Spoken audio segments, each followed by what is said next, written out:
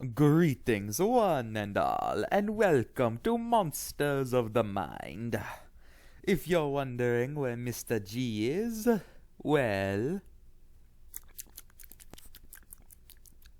Man, this candy's good.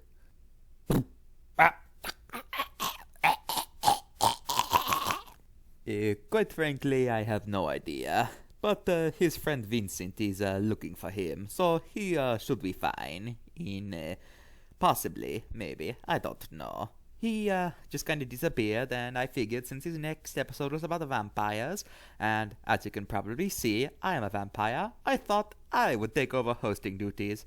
Luckily, I know the password to his YouTube account thanks to that telemarketing scheme me and my friends did a few weeks back. But enough dilly-dally. My name is Neptar. Yes, that's my name, don't wear it out. And like I just said, today's episode is about... vampires. Vampire is derived from the word vampire, which is possibly derived from a Turkish word, possibly meaning witch. We are a species. People like to call us malevolent. I don't really see it myself. I mean, everything's gotta eat, you know? We live worldwide, but we originated from European folklore. We vampires are almost always portrayed as humanoids with pale skin, fangs, and for some reason I've yet to meet a vampire whose hair isn't black. I have no idea why that is. Maybe something about vampirism just makes our hair black for some reason. I don't get it either. We vampires are traditionally described as being very evil, but very charismatic and intelligent. Due to that fact, some people think we vampires are a metaphor for corrupted politicians or leaders, which makes sense when you remember that 1. Vampires are usually shown living in castles, a place where rulers usually live, and 2. The most famous vampire, Count Dracula, was inspired by the Romanian dictator Vlad the Impaler. We vampires are said to be blood drinkers, and while some stories say that merely being bitten will turn you into a vampire, older stories say that you will only become a vampire if the vampire who bit you wants you to become one. If you're wondering, the second one is the true one.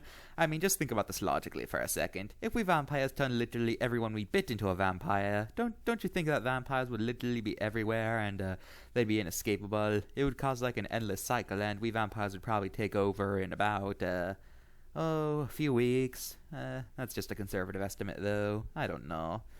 But, yeah. Oh, and don't worry. We vampires haven't actually drinking human blood for about 40 years. We mostly like to drink animal blood now. Mostly cattle, pig, frog, fish, mice, basically anything like that.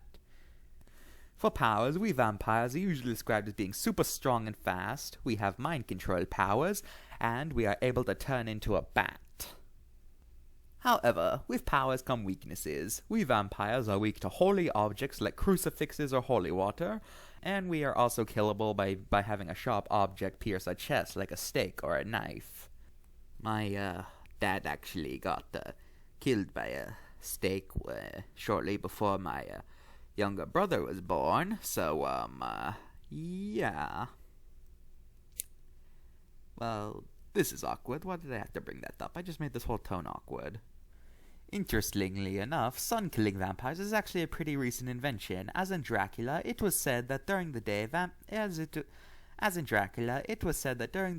the titular count merely loses his power, regardless if he's in the sunlight or not. Oh, that guy, Count Dracula. Oh, you want the truth about how he's able to stand out in sun? It's basically years of exposure therapy. That guy, he would always spend a few seconds out in the sun each day, eventually escalated into a few minutes, then it came a few hours, and now he's able to basically stand out in the sun however long he wanted to. So yeah, we vampires, we still get killed very quickly in the sunlight. Oh, and before any of you smart guys wonder why we don't die in the moonlight, it's the same reason you guys don't get sunburnt when it's nighttime. You ever think about that? No, you always take things way too literally, don't you? Also, while not a weakness, it's said that vampires cannot enter your home without your permission, and they're warded off by garlic. Ugh, the garlic thing. Okay, a lot of other monsters like to make fun of us vampires for the fact that we don't like garlic. Well, here's the thing. We vampires have like a sense of smell 20 times better than humans, and to us, garlic smells like a septic tank burst at a junkyard. It's nauseating, so no doubt we don't like garlic. I mean, if you had to constantly smell that around someone's house, you would probably avoid them too. And people wearing garlic clothes around their neck, ugh, those guys are disgusting. So that's why we don't eat those kinds of people. Also, according to Dracula, vampires cannot escape their coffins if you put a rose on top of them. That's true. One time, at a sleepover, my friends decided to be jerks and they put a rose on top of my coffin. I was banging on my coffin for like 30 minutes before they finally removed it. I think I need new friends. And another fun fact, have you ever wondered why we don't have reflections? Well, you see, according to a lot of stories, vampires are weak to silver, and since older mirrors are made of silver, they'd expose the vampire for who they really are. Same thing with photographs, since early cameras had silver in them. Although thankfully, since silver mirrors and cameras are now obsolete, we can now see ourselves in modern mirrors, and modern photographs. I mean, how do you think I keep my hair this lovely? The last thing we'll talk about today is the fact that in recent years, vampires have taken a more heroic direction, or a romantic direction in some stories. We have no idea what spawned this and why this became the new form for vampires, but quite frankly, I don't care. If literal demons can be portrayed as heroes, then I don't think heroic vampires are much of a stretch. Plus, it's kind of nice. It's nice that people aren't fearing us like they used to, if you ask me. Speaking of which, you ever wanted to know what it's like to hunt a human? Well, let me explain. You see, first, we would find a human who was a loner with very few friends and family. Then, we would stalk them, get a good idea for their general lifestyle. We would hide in the trees, the bushes, anywhere where it'd be harder to see. As the days go on, we would fill them with more and more sense of dread and paranoia. However, since we were to be so good at hiding, no one would believe them. Eventually, we would come to their houses, and we would claim that we were some people who believe them and are there to help. And about 7 times out of 10, the person would let us in, at which point we strike, draining them of their blood, and maybe turning them into a vampire if we're lonely. Oh, sorry, don't know what got over me. Apparently I'm supposed to look at a card.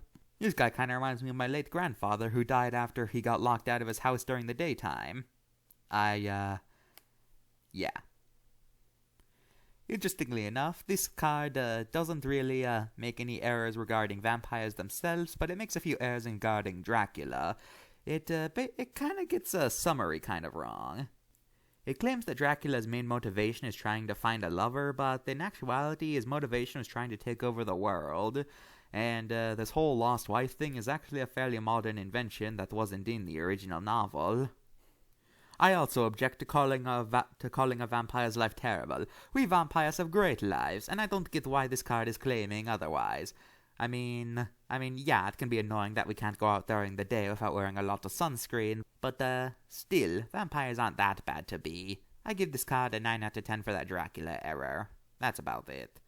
And I guess I should deduct a point for treating sunlight as a vampire weakness, even though it is, but according to Mr.G's notes, I should deduct a point for that anyway, since sun-killing vampires is a recent invention, and he said either deduct a point or half a point, so I give this an 8.5 out of 10 then. Whatever.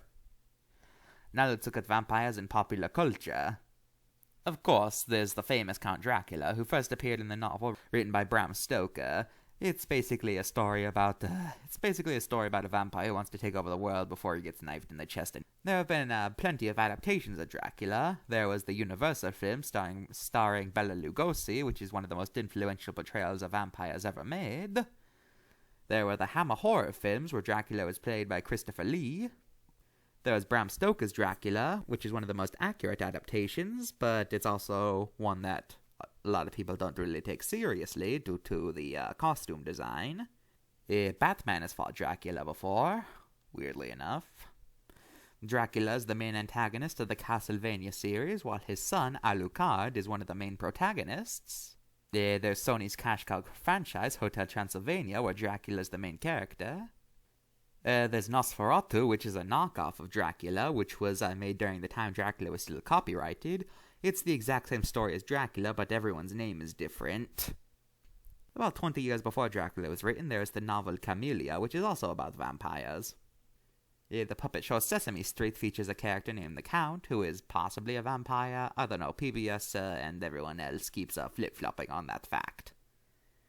There's the Marvel character Blade, who's half vampire, so yeah, I'm saying he counts.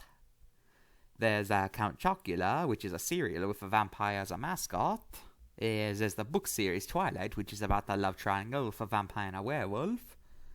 Vampires are in that game where you go into dungeons and fight dragons.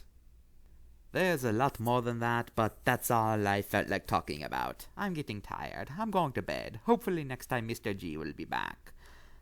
Possibly. Maybe. I don't know. Oh, sorry, I did it again. That just kind of happens sometimes. My name has been Niptar. This has been Monsters of the Mind, and I'll see you next time. Hope Mr. G's okay, and bye.